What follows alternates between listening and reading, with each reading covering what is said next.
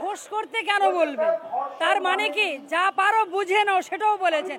এই ধরনের এই আর্যিকর ঘটনার মধ্যে এই ধরনের অসংখ্য ঘটনা ঘটছে, তার কারণটা হচ্ছে যে ধর্ষকদের উপযুক্ত শাস্তি হচ্ছে না। প্রত্যেকটা ক্ষেত্রে এই মহিলা মুখ্যমন্ত্রী, পুলিশ মন্ত্রী ধর্ষকদের পক্ষে দাঁড়াচ্ছেন। মাননীয় বিরোধী দলনেতা শুভেন্দু বাবু যে কল দিয়েছে যে একই দিনে নবান্ন অভিযান, লালবাজার অভিযান, কালীঘাট অভিযান হবে, তারপর সেটা কোনো পার্টির কালারে হবে না। আম জনতা জনার্দন ন্যাশনাল ফ্ল্যাগ নিয়ে, জাতীয় পতাকা নিয়ে সেদিন রাজপথে নামবে। কত পুলিশ আছে, কত গুলি আছে সেদিন দেখা যাবে। এবং নির্যাতিতার বাবা মা যে কথা বলছে সেই কথাটাকে ধ্রুব সত্য। যার নির্দেশে ওই নির্যাতিতার বাবা মা বাইরে বসেছিলেন, তার মানে ওই 3.5 ঘন্টার মধ্যে তথ্য প্রমাণ পুরোপুরি লোপাট করে দিয়েছে। নির্যাতিতার বাবা মায়ের বুক ফাটা হাহাকার, তিনি কাঁদছেন আর বলছেন যে মাননীয় মুখ্যমন্ত্রী নিঃসন্তান বলে তিনি সন্তান হারানোর যন্ত্রণা বুঝতে পারছেন না। নির্যাতিতাকে গণধর্ষণ করা হয়েছে, নির্যাতিতা তিলোত্তমাকে ব্রুটালি মার্ডার করা হয়েছে। নাহলে তথ্য প্রমাণ কেন লোপাট করবে? আর কেন অতি দ্রুততার সঙ্গে দেহদাহ করা হবে? আর বলছে পুলিশের মেয়ের চিন্তা ছাড়ো, তারা লড়াই করে বড় হচ্ছে। কেন ওই আরজিকরের তরুণী ডাক্তারটা, নির্যাতিতা বোনটা, তিনি কি লড়াই করে ওই ডাক্তারি পড়েননি? পুরোটাই তার নাটক। 2011 সালে মুখ্যমন্ত্রী হয়েছেন, 12 সালে পার্ক স্ট্রিটের গণধর্ষণের ঘটনা, পার্ক স্ট্রিট 12 সালে, এখান থেকে ঢিলছড়া দূরত্বে। 13 সালে কামদুনির ঘটনা, 13 সাল, আজকে 24 সাল, একজনেরও ফাঁসি হয়নি। 19 বার পিপি পাল্টিয়েছেন তিনি। তাহলে এগুলো কি? ওটা পুরোটাই উনার নাটক। আর নাটক করে কতদিন চলবেন? উনাকে আর মুখ্যমন্ত্রী থাকতে হবে না। আমি স্তম্ভিত হয়ে যাই, আমি লজ্জিত, আমি হতচকিত, আমি হতবাক হয়ে গেছি যে মহিলা উকিলরাও ধর্ষকদের পক্ষে দাঁড়িয়ে সুপ্রিম কোর্টে সওয়াল করছে। রাজ্যের মাননীয় মুখ্যমন্ত্রী বরাবরই ধর্ষকদের পক্ষে থাকেন, ধর্ষকদের পক্ষে, ধর্ষকদের আড়াল করেন এবং সত্য ঘটনাকে তিনি আড়াল করেন। উনি বলে বেকায়দায় পড়েছেন। উনি ফোর্স করতে কেন বলবেন? তার মানে কি যা পারো বুঝে নাও, সেটাও বলেছেন। কোড আনকোড যে ওরা কামড়াচ্ছে, আপনারা না কামড়ালে অন্তত ফোর্সটা তো করবেন। এ কথা মানা উদ্দেশ্য কি? 2011 সালে উনি স্লোগান দিয়েছিলেন যে বদলা নয় বদল চাই। আরে 2011 থেকে 14 সাল, 13 বছর অতিক্রান্ত হয়ে গেছে, 12 বছরে অতিক্রান্ত হয়ে গেছে। 12 বছরে রাজ্যের 12টা বাজিয়েছে, রাজ্যের 12 কোটি মানুষের 12টা বাজিয়ে দিয়েছেন উনি। উনাকে আর মানুষ চাইছে না। প্রত্যেকটা ধর্ষণের ঘটনায় সরকারের নাম মামাটি মানুষ, মায়েদের কোনো সম্মান নেই। প্রত্যেক দিন মায়েরা ধর্ষিতা হচ্ছে, গণধর্ষিতা হবার পরে খুন হয়ে যাচ্ছে। মাটি রক্তাক্ত আর মানুষ দিশেহারা। এবং এই ঘটনা, আরজিকরের ঘটনা চলাকালীন আপনারা দেখেছেন বর্ধমানে এক আদিবাসী নার্সকে গলা কেটে খুন করা হয়েছে। কলকাতার পাশে আনন্দপুরে একজন বিবস্ত্র অবস্থায় এক মহিলার দেহ উদ্ধার হয়েছে। এবং গতকালকে দক্ষিণ দিনাজপুর জেলার বুনিয়াদপুরে একজন আদিবাসী নাবালিকাকে ধর্ষণ করা হয়েছে।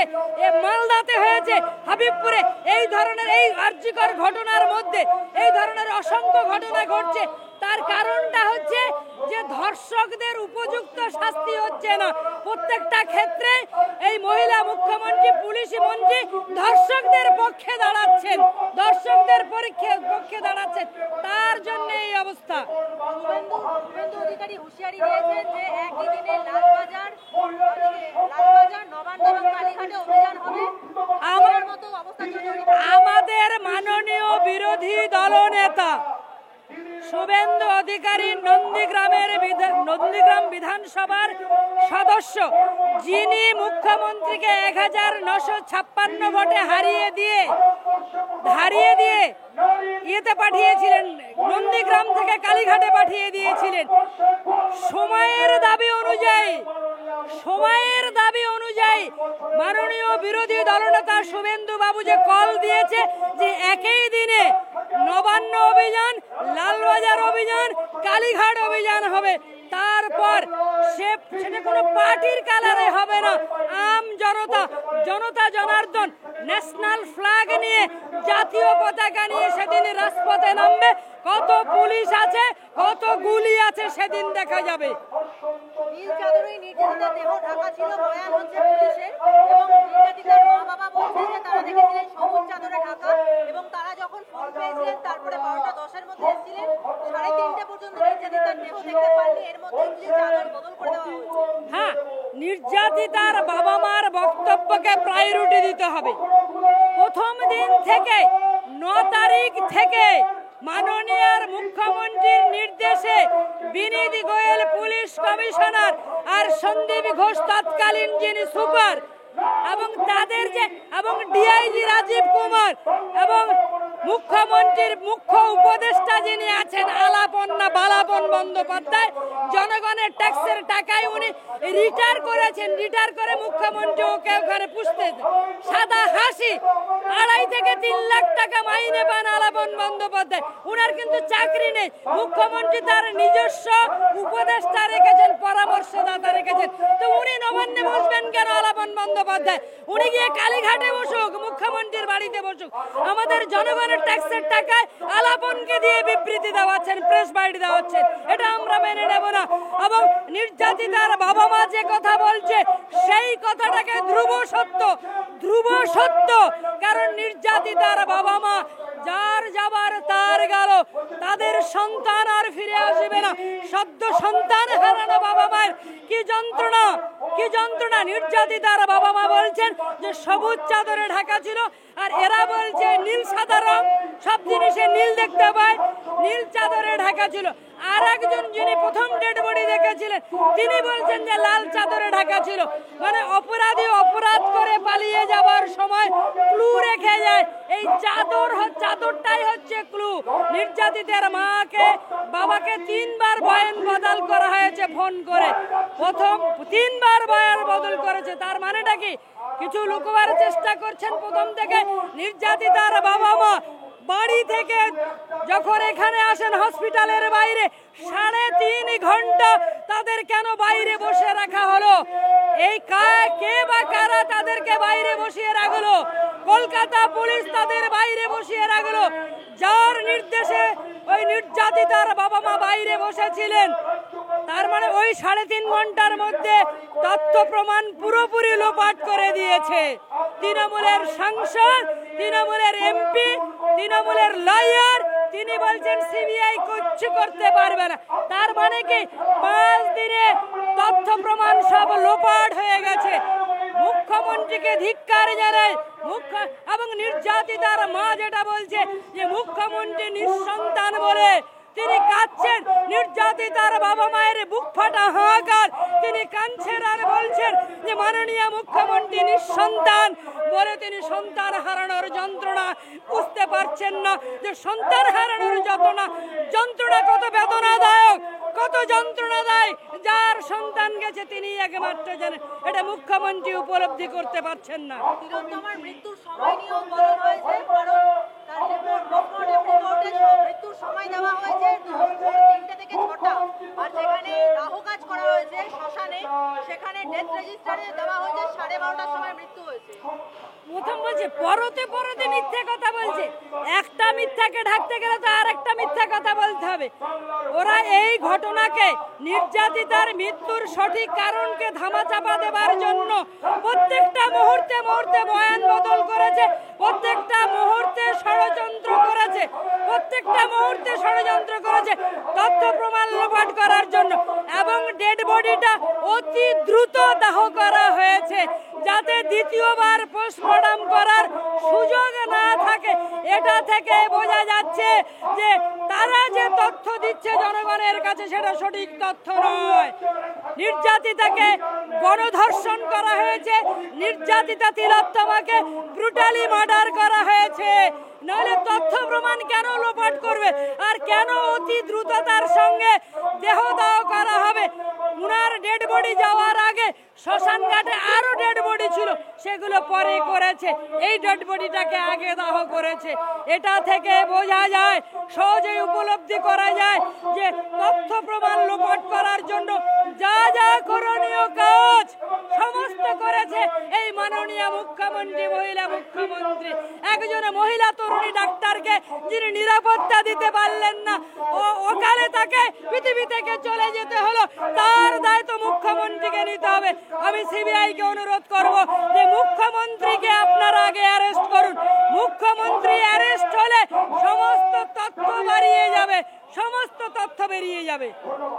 পুলিশের মেয়ের চিন্তা ছাড়ো, সেও লড়াই করেই হচ্ছে বড়। জনরোষের মধ্যে এবার পাল্টা পোস্ট পুলিশ কর্তাদের এবং পুলিশে এই সন্ধ্যা থেকেই কলকাতা থেকে বিভিন্ন জেলা থেকে নানা জায়গা থেকে সমস্ত পুলিশ অফিসাররা নিজেদের এক্স হ্যান্ডেল বা নিজেদের সোশ্যাল মিডিয়া সাইটে এই ধরনের পোস্ট শেয়ার করছে। এ কি ড্যামেজ কন্ট্রোলের চেষ্টা? হ্যাঁ, ড্যামেজ কন্ট্রোলের চেষ্টা তো অবশ্যই।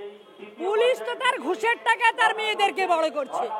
বেশিরভাগ পুলিশ, 95% পুলিশ, এখনো যে দু একজন পুলিশ অফিসার নেই আমি বলবো না, কিন্তু 95% পুলিশ ঘুষের টাকা তাদের মেয়েদের বড় করছে। আর বলছে পুলিশের মেয়ের চিন্তা ছাড়ো, তারা লড়াই করে বড় হচ্ছে। কেন? ওই আরজি করের তরুণী ডাক্তারটা, নির্যাতিতা বোনটা, তিনি কি লড়াই করে ওই ডাক্তারি পড়েননি? তার বাবা মা তাকে কষ্ট করে ডাক্তারি পড়িয়েছিল, সে কি লড়াই করেনি? পশ্চিমবঙ্গের আর কোনো মেয়েরা, পুলিশ বাদ দিয়ে দেখুন কি রাজনীতি করছেন মুখ্যমন্ত্রী, পুলিশ মন্ত্রী। এখানেও আমরা ওরা করে দিচ্ছে, আমরা ওরা। পুলিশের মেয়ে আলাদা আর সাধারণ মহিলারা আলাদা। এই দ্বিচারিতা কেন? এই বিভক্ত কেন? ডিভাইডেড কেন? পুলিশের মেয়েও যে, এবং ওই নির্যাতিতা মহিলা তো সেও তো মহিলা ছিল, সেও তো লড়াই করে ওই জায়গায় গেছিল। পশ্চিমবঙ্গের ছাত্র সমাজ এই নবান্ন অভিযান করে, সেদিনকে হাওড়ার বিভিন্ন জায়গায়, কলকাতার বিভিন্ন জায়গায় পুলিশের সঙ্গে সাধারণ মানুষের জোর লড়াই বেঁধে যায় এবং এইভাবেই একটা ছোড়া ইটে রক্তাক্ত হন পুলিশের ট্রাফিক সার্জেন্ট দেবাশিস চক্রবর্তী, এবং তিনি নাকি চোখে আর কোনোদিন ভালোভাবে দেখতে পাবেন না। সেই দেবাশিসের ছবি সমস্ত পুলিশ আধিকারিকরা নিজেদের সোশ্যাল সাইটে ভাইরাল করেছেন এবং একই সঙ্গে প্রোফাইলের কভার দেখা যাচ্ছে এক পুলিশ কর্মী ঢাল হাতে ইট থেকে বাঁচার চেষ্টা করছেন। এভাবে সম্মতি জানাচ্ছেন পুলিশরা। শুনুন, দেবাশিস চক্রবর্তীর চোখের যে আংশিক দৃষ্টি গেছে, এবং আপনি একটা ভিডিও তো দেখেছেন, ওটা দেখেছেন, ওটা যেমন আছে তেমনি পুলিশ ইট ছুটছে তার ভিডিও আমার কাছে আছে, আমি আপনাকে দিতে পারি। পুলিশ ইট ছুটছে, তার মানে কি জনতাকে উত্তক্ত করেছে, প্ররোচনা দিয়েছে, জল কামান, টিয়ার গ্যাস, যা কিছু করার, লাঠি চার্জ নির্বিচারে। আমাদের অনেক কর্মী আহত হয়েছে, যারা বিভিন্ন নার্সিংহোমে, বিভিন্ন সরকারি হাসপাতালে তো গেলে তো চিকিৎসা পাওয়া যাবে না, বিভিন্ন নার্সিংহোমে ভর্তি আছে। মাননীয় বিরোধী দলনেতা, আমাদের রাজ্যের মাননীয় সভাপতি তাদেরকে দেখতে গেছিলেন। অনেকে বিভিন্ন জায়গায় তারা হাসপাতাল, নার্সিংহোমে ভর্তি আছে, অনেকের সিরিয়াস ইনজুরি হয়েছে। পুলিশের যেমন ইনজুরি হয়েছে তেমনি তাদের ক্ষেত্রে সহানুভূতি জানাচ্ছে। উনি তার মুখ্য সচিবকে, বিপি গোপালিকাকে পাঠিয়েছিলেন দেখার জন্য, কিন্তু ছাত্র সমাজের যারা আহত হলো, যারা সিরিয়াস ইনজুরি হলো, যারা বিভিন্ন নার্সিংহোমে ভর্তি আছে, তাদের তো একবার দেখতে গেলেন না। উনি তো তাদেরও মুখ্যমন্ত্রী, উনি দেবাশিস চক্রবর্তীর যেমন মুখ্যমন্ত্রী, পুলিশ মন্ত্রী, উনি তো আমজনতা রাজ্যের মুখ্যমন্ত্রী, তাদের কেন একবারও দেখতে যাচ্ছেন না? কেন একবার প্রতিনিধি পাঠাচ্ছেন না? শেষ প্রশ্ন হচ্ছে, দোষীর ফাঁসি চেয়ে এবার লাগাতার পথে নামছে তৃণমূল। মুখ্যমন্ত্রী ফাঁসি চাইছেন দোষীদের এবং ধর্ষণের সাজা ফাঁসি। আগামী সপ্তাহে বিল পাস হবে বিধানসভায় এবং সই না করলে রাজভবনে ধর্ণা দেওয়ার ঘোষণা করলেন মমতা। তীর ঘুরিয়ে দিলেন তৃণমূলের লক্ষ্য এখন সিবিআই। পুরোটাই তার নাটক। 2011 সালে মুখ্যমন্ত্রী হয়েছেন, 12 সালে পার্ক স্ট্রিটের গণধর্ষণের ঘটনা, পার্ক স্ট্রিট 12 সালে, এখান থেকে ঢিলছড়া দূরত্বে, 13 সালে কামদুনির ঘটনা, 13 সাল, আজকে 24 সাল, একজনেরও ফাঁসি হয়নি। 19 বার পিপি পাল্টিয়েছেন তিনি। তাহলে এগুলো কি? ওটা পুরোটাই উনার নাটক। আর নাটক করে কতদিন চলবেন? উনাকে আর মুখ্যমন্ত্রী থাকতে হবে না। ধর্ষণের ফাঁসি কখন হয়? পুলিশ যেভাবে রিপোর্ট দেবে, পুলিশের প্রাথমিক রিপোর্টে ধারাগুলো থাকবে, তবেই তো ফাঁসি হবে। এখানে ধর্ষণ হবে, পুলিশ তো অপরাধীকে আড়াল করছে, ধর্ষককে আড়াল করছে।